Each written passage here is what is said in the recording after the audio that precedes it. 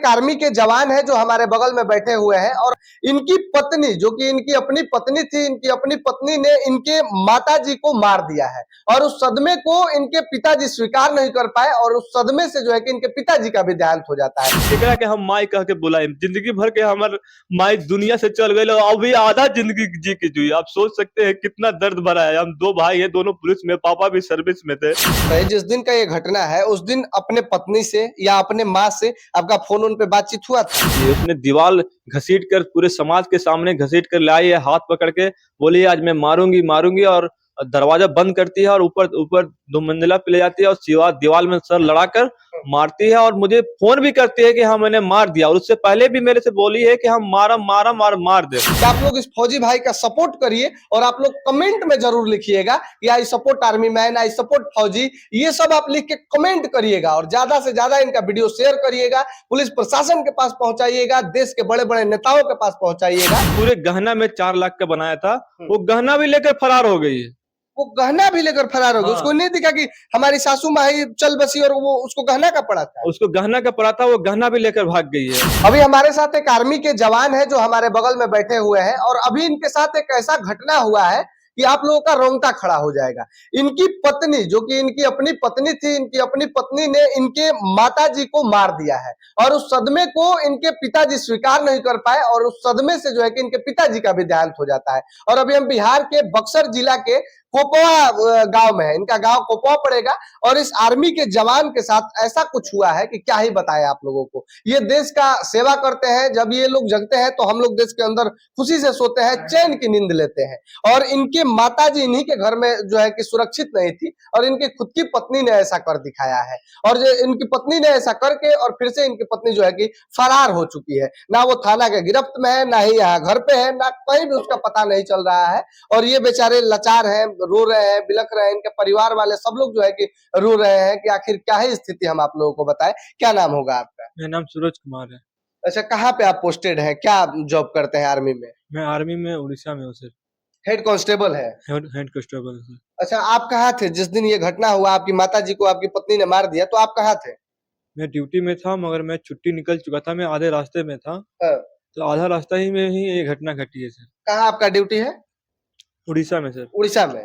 और उड़ीसा में जब आप थे किस तारीख का ये घटना है?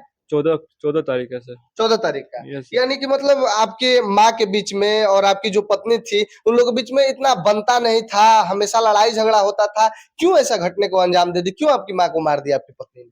नहीं, मेरी माँ ही नहीं, पूरे परिवार आतंकित था। हाँ, इतना आतंक मचाते थे ना, इतना शोषण करती थी हाँ, कि हम लोग सब भयभीत थे। हम लोग घर में आना नहीं चाहते थे, हाँ, क्या कि हम नौकरी पेशा वाले इंसान हैं। हाँ। इसका हर में हमेशा धमकी देना कि हम फंसा देंगे।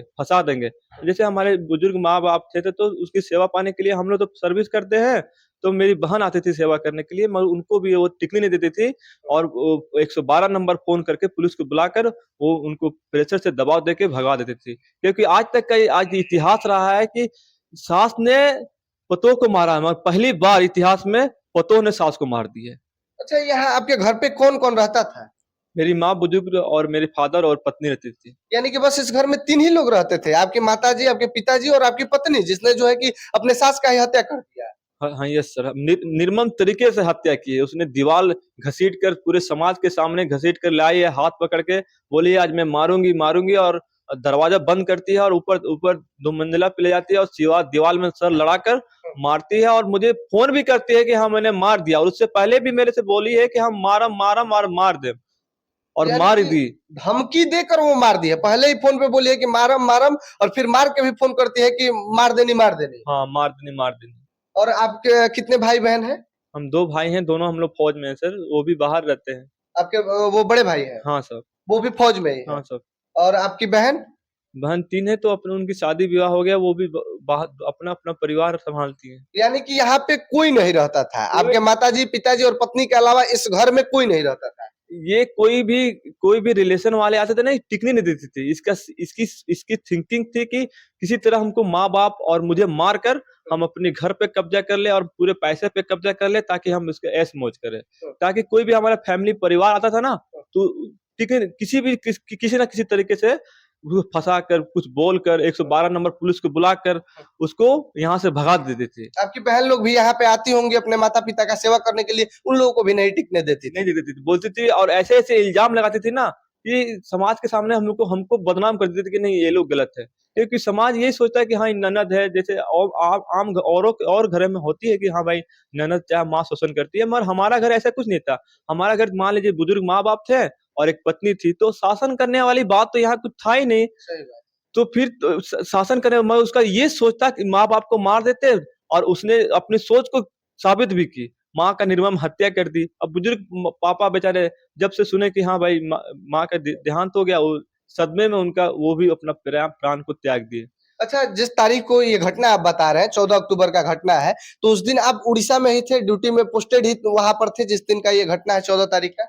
नहीं, मैं उड़ीसा में पोस्टेड था, मगर मैं छुट्टी आ रहा था क्योंकि इनकी इतने इनकी झगड़ा से मैं तंग आ गया था और मैं अपने अधिकारीगण से बोला साहब ऐसी-ऐसी बात है, मुझे फोर्थ जाना पड़ेगा। मेरे साहब लोग बोले ठीक है यार सूरज तू जा। ये मेरी 7वीं बार इस साल की छुट्टी है। मैं इसकी लड़ाई झगड़ा से हम लोग इतना भयभीत थे, इतना कलंकित थे, ये मेरा अपना घर है। हम इस घर में मतलब इसके डर से आने देते थे, इसकी धमकी देते कि हम पुलिस को फँसा देंगे, तुम्हारी नौकरी खा जाएँगे। हम लोग किसी तरह बेचारा बोले ठीक है तुम जैसे रहना चाहती हो वैसे रहो। अच्छा, ये बताइए जिस दिन का ये घटना है उस दिन अपने पत्नी से या अपने माँ से आपका फोन पे बातचीत हुआ था? हाँ, मेरी माँ से बहुत बात हुआ है, मैं 3 बार बात किया हूँ, तो तीनों बार बोली है बबुआ, बबुआ ये हमरा के जिए नहीं देत बबुआ, अब हम करी त करी का बबुआ, हम करी त करी त बबुआ। बोले माई कुछो हो जाए आज घरे मत जइहे, हम आवत तनी हम सम्हारम। आवत तनी एक आतंक से हम के कुछ करम जितना हो सके हम करबे करम, अबरी हम तंग आ गइल बानी, एकरा के कैसे भी होई तो कुछ जो संभव हो हम करम।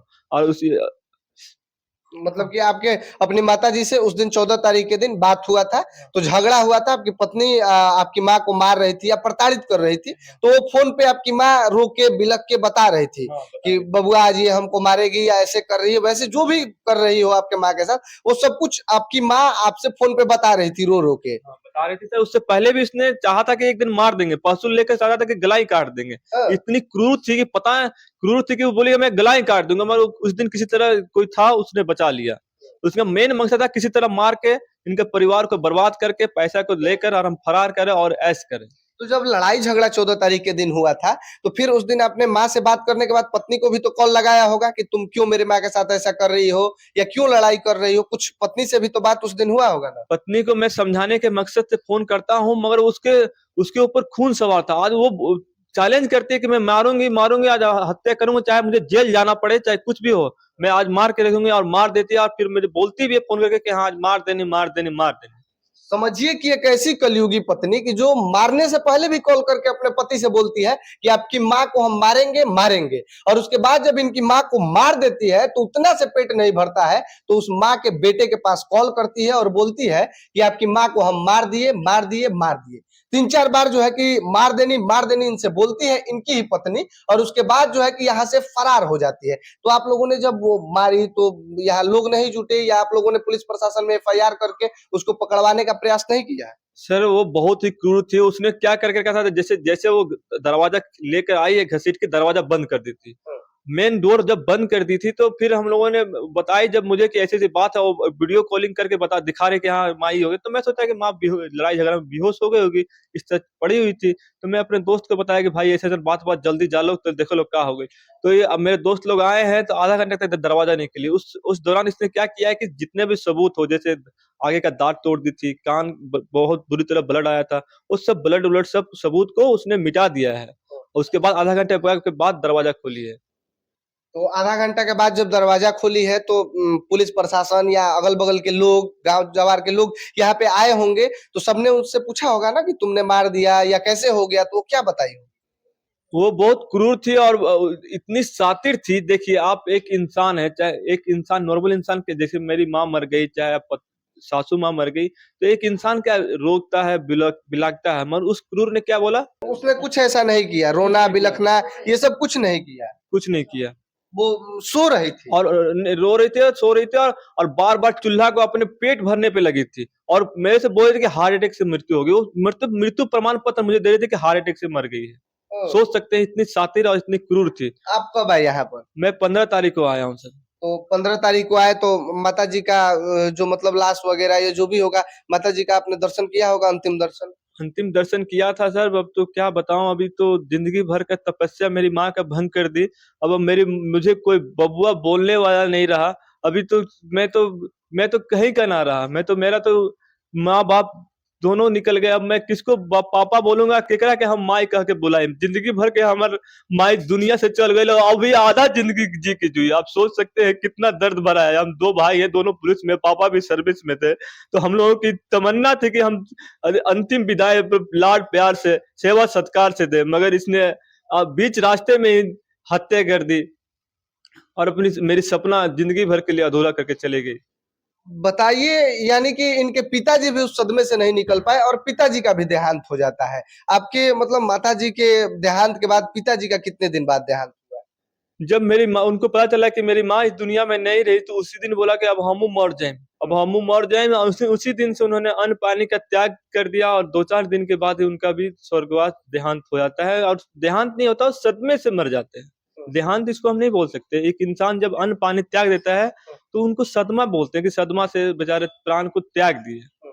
समझिए कि उनके सामने उनकी पत्नी को मार दिया जाता है, तो आखिर वो इंसान कैसे जीवित रह पाएगा और कैसे खा पी पाएगा? कैसे जो है कि वो अन्न खा पाएगा? उन्होंने जो है कि अन्न त्याग दिया, खाना-पीना उनको अच्छा नहीं लग रहा था और उसके बाद जो है कि इनके पिताजी का भी देहांत हो जाता है। बाकी आप लोग जो है कि ये एक देश के जवान हैं, एक फौजी हैं और इस फौजी भाई को आप लोग सपोर्ट करिए। कोई करे या ना करे, लेकिन देश की आम जनता जिसका सपोर्ट कर देती है, उसका भला हो जाता है। तो हम बस इतना ही चाहते हैं कि आप लोग इस फौजी भाई का सपोर्ट करिए और आप लोग कमेंट में ज़रूर लिखिएगा कि I support army man, I support फौजी। ये सब आप लिख के कमेंट करिएगा और ज़्यादा से ज़्यादा इनका वीडियो शेयर करिएगा, पुलिस प्रशासन के पास पहुंचाइएगा, देश के बड़े-बड़े नेताओं के पास पहुंचाइएगा और इस आम जनता के पास पहुंचाइएगा कि इनकी कहानी सबको पता चले और पता चले कि इनके घर में एक कैसी पत्नी थी जो इनके माताजी को और पिताजी को ही मार देती है। बताइए इस बारे में आप लोगों का क्या कहना है? अपनी राय जरूर प्रतिक्रिया रखिएगा, बाकी और इनका समर्थन जरूर करिएगा। बाकी आप सबका बहुत-बहुत धन्यवाद। जय हिंद।